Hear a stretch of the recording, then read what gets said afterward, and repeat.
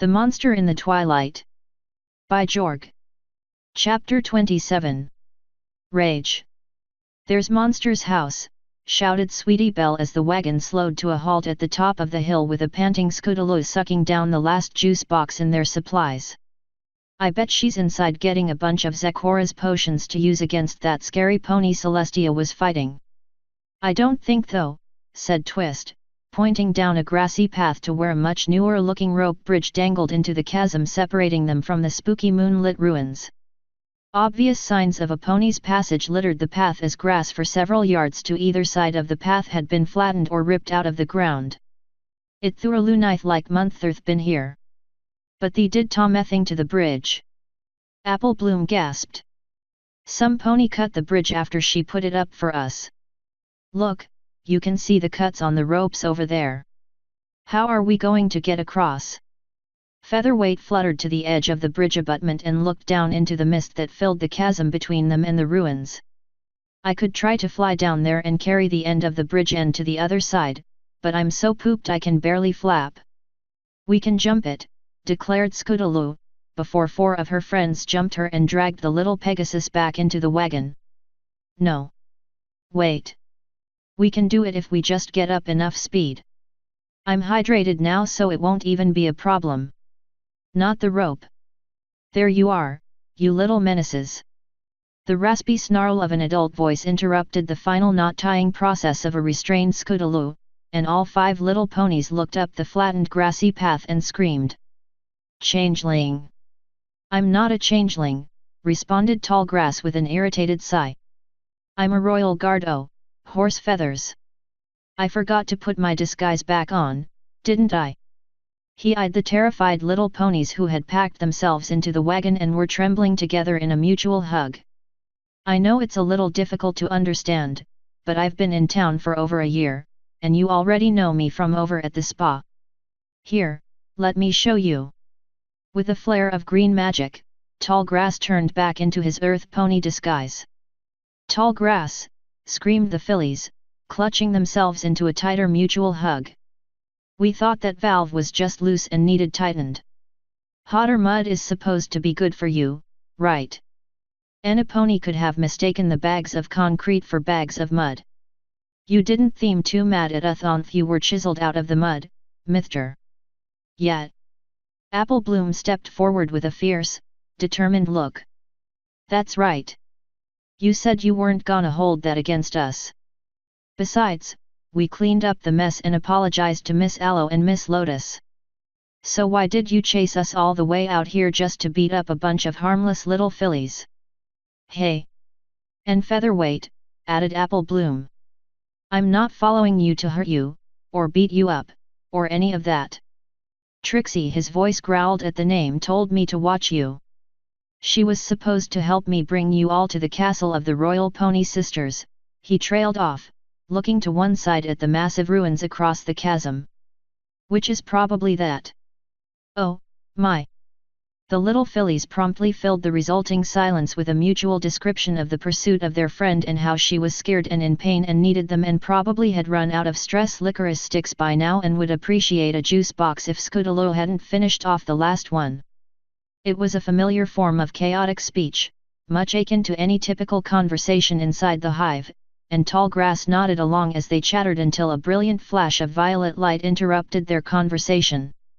For just the briefest moment, night became day in the ruins with a searing blast of light from the largest of the buildings inside the fallen stones. Whatever Tallgrass said in response was muted by a deep rumble of thunder, which most probably kept five little ponies from adding new changeling swear words to their already expansive vocabulary. The ground shuddered with power in a deep thrumming noise, and the noise repeated, only this time heavily muted. "Monster!" blurted out Apple Bloom, running to the edge of the bridge abutment and looking across the distance as if sheer concentration could bring the other side of the chasm closer. Dashing back to the changeling, she put on the most pathetic expression of big-eyed begging and whimpered. "Mister, you just gotta help put the bridge back up. She needs us." "Yeah," said Sweetie Belle, contributing her own sad eyes to the conversation. "Monster stuck up for us, now we need to stick up for her." "We're missing the fight," groaned Featherweight, trying to look as plaintive as possible. "She's just kick-flank awesome in a fight, and if we don't get there, it'll be over." "I can give you a lollipop," said Twist, digging around in her bags. It only got a little lint on it from the bag. "Oh, and thome gum, barely chewed." "Mumph," said Scootaloo from behind her gag, trying to wriggle around to add her big-eyed begging expression. "Mumph, mumph mash." With a sigh of resigned acceptance of the inevitable, Tallgrass popped the offered lollipop into his mouth and transformed into his royal guard disguise. As tired as his wings were, it took only moments to dive into the chasm, retrieve the end of the rope bridge, and begin tying it on the other side. The first rope was easy, but once he had cinched the other rope tight, the bridge suddenly became much heavier.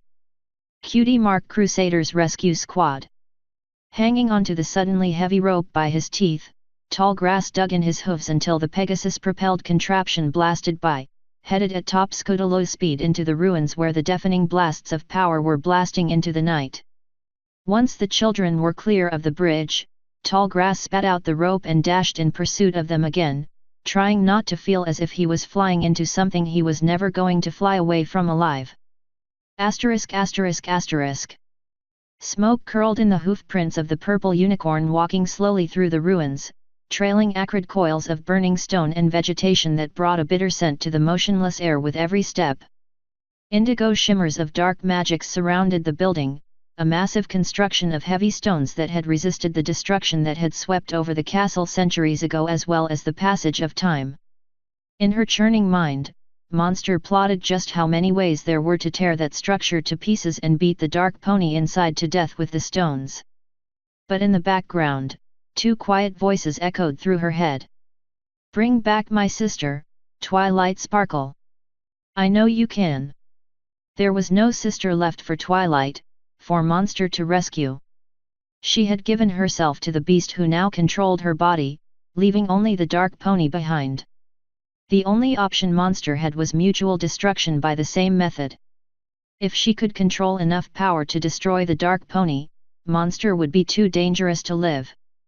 Monster had been born here, of pain and horrible burning fire, thrown here by the light pony when she had first touched magic. It was only appropriate that she die here whatever the result of the fight.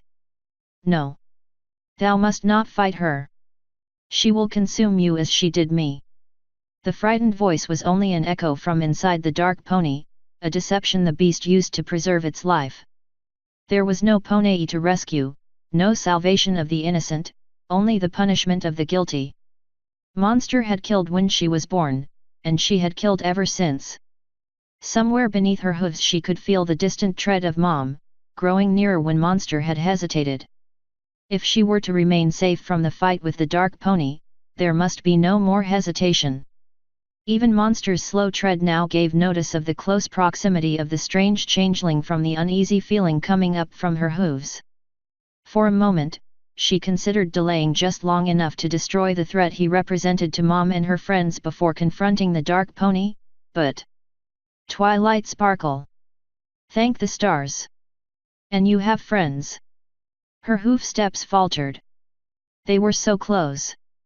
It would feel so good to hold them, to feel their loving presence around her, to hear their happy voices. The darkness in Monster's heart lightened in their company, but she firmed her jaw and brought the magic around herself as a shield. The dark pony awaited inside, the door open and inviting, an obvious trap. It would have felt so good to blast the door inwards in blazing chunks of molten rock, to destroy what ponies centuries ago had put such care into building. Without a door, she settled for striding forward, her horn and eyes flaring white with power when a shadowed figure rose up on the other side of the room. Welkin explosion of pure malevolence lashed out at the dark pony, sweeping her up into a burst of indigo smoke that smashed into the back wall of the room and rebounded, recoiling on Monster like a tidal wave. Only an instinctual lance of purple thrown out at the last instant made her merely skid backwards a few feet instead of being vaporized like her target. The coil of smoke twisted in mid-air, sweeping back together before Monster lashed out again, this time with a whip of solid darkness that split the cloud in half with a horrible crash, and then again as she lashed the whip of magic so hard it exploded on impact. Grabbing a nearby stone pillar in her magic, monster wrenched it upwards, but instead of ripping a hole in the building roof and giving her a giant stone club, her magic merely skidded across the surface of the stone. "You'll never break those spells," chuckled a grim voice as the cloud of smoke reformed and the doors to the room slammed shut. "I spent my time wisely while awaiting your arrival. The throne room always had many enchantments on it, but I added a little something extra tonight. It is completely reflective to all of your spells. Nothing gets out." The nightmare chuckled while monster continued to mindlessly tear at the pillar, grunting in concentration with her eyes black with magic. "You don't care, do you? Just a beast with power, so much delicious power." Focusing her magic to a thin line, Nightmare lashed at the enraged unicorn, watching as she reflexively deflected the attack and struck back, being blasted into her immaterial form again.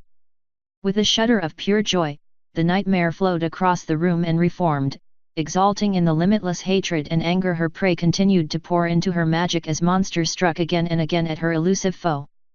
"Yes. More. Oh, yes. Soon. +++++. The great and powerful Trixie would like to ap. A sudden coughing spasm swept over Trixie while she trotted next to Fluttershy. They trotted up the path for a while before she tried again. "I'm sorry." "It's all right," said Fluttershy softly. "No, I mean. You've been nothing but kind to me, and I yelled at you." "You yell at every pony," said Fluttershy. "But you didn't yell at me very loudly, if that makes you feel better." "It was the tick. I've always hated ticks. And mosquitoes." A ripple traveled down Trixie's back as a shudder traveled from her nose to her tail. "They're just misunderstood. They only want a little bitty bit of blood so they can have babies." A second larger ripple traveled down Trixie's cloak as she looked away. Fluttershy winced and tried to help. "I mean, when I first found out about changelings tonight, I was so afraid." "I'm not afraid. I don't like them." Trixie pulled her hat lower and glanced back and forth, just in case there was a tick lurking in wait. "After working with them in the hospital, I found out changelings are a lot like ponies. They get scared and hurt," and Fluttershy lowered her voice and looked out into the woods, nervous just like us. "They need love so they can have little ones just like ticks and mosquitoes." "Ick." Trixie waved a hoof like she was chasing away a mosquito. "No more bug talk. If you want to talk about something, talk about Nightmare Moon. At least she's not some icky bug trying to suck all of the—" She hesitated a moment, her eyes whirling with ideas, then broke into a gallop until she caught up with Pinkie Pie, who was scouting ahead for dropped candy from the children. "Pinkie, did you see exactly how Nightmare Moon reacted when the changelings attacked her at the town hall?" "I was busy and missed it." "Yepperoni. She made this awful face like when some pony finds spinach in their cake frosting, just like this." Trixie almost tripped as she winced away from the pink party pony's disgusted face, before breaking into a gallop up the hill. "Come on. If I'm right, I know why Celestia didn't fight Nightmare Moon and why we need to stop Twilight Sparkle before she makes matters worse." The world flared with purple light when a ball of perfect violet illuminated the woods, blinding the group and bringing them to a halt. After the sound of blinded Pegasus hitting tree had quit, Rainbow Dash quite calmly spoke from somewhere above their heads. "How much worse?" The peal of rumbling thunder that followed gave an ominous air to the Pegasus prying herself loose from the tree and landing, as the moonlit trees around them rustled and thrashed in the darkness. "Explain yourself, and make haste please. We should not rest long beneath these trees." "Talk while we're moving, Zecora," said Trixie, shaking her head and trotting up the path again while blinking furiously. "We need to get the kids to Twilight Sparkle right now. It's in that book I stole, borrowed from Celestia's library. There's a line, the bitterness in the young one's heart had transformed her into a wicked mare of darkness. When Fluttershy told me about ticks, I thought, what if Nightmare Moon was a kind of changeling tick, only instead of devouring positive emotions like love, she devours dark negative emotions like hate and resentment. Another peal of thunder rolled through the still air as Trixie shuddered at the thought of how much power had just been released by Twilight Sparkle. Celestia wouldn't fight her because that would only make the tick stronger. Nightmare Moon wanted Celestia to strike her, just like she wanted me to attack her in the town hall. Every blow she takes, every attack, every hateful emotion that she absorbs makes her more powerful. "Wait up a sec," said Applejack, scowling as she trotted closer. "So why re you wantin' our little ones to fight Nightmare Moon with some weapon that's missin' a part? Not fight. Don't you see? The changelings are stuffed full of love, a positive emotion. When Nightmare Moon fought them, their positive emotions acted like a poison to the tick Celestia's sister has embedded in her mind. That's why the icky face," chirped Pinkie Pie as she bounced along. "So if we throw her a party with balloons and cake and not us. The prophecy said when the 5 are present, a spark will cause the 6th element to be revealed." Celestia saw those 5 darling little disaster areas as the 5, kindness, generosity, loyalty, laughter, and something else. The elements of harmony use positive emotions, which is the only thing that will be able to defeat Nightmare Moon. Ha! I figured it out. Trixie managed to dance a little jig while trotting with a huge grin. "Oh no!" Coming from Fluttershy, the quite audible exclamation was as noticeable as a scream of terror from a normal pony. "You said Nightmare Moon was like a tick, but when a tick is all nice and full," the shy Pegasus swallowed nervously, "she lays eggs." The group of ponies halted their trot at the top of the hill in order to stare at the chain of brilliant purple and indigo flashes of light flaring out of the distant ominous building. Dark clouds began to gather together above the ruins, swirling together while the stars began to vanish behind them. Rainbow Dash bolted ahead of the group, calling back, "Come on, AJ. I see a bridge up here. Let me get the ropes tied off, and you all can cross." "Well, hurry up. It don't look like nothing good's happenin' over there. Trixie, Zakora, are you two comin' along or what?"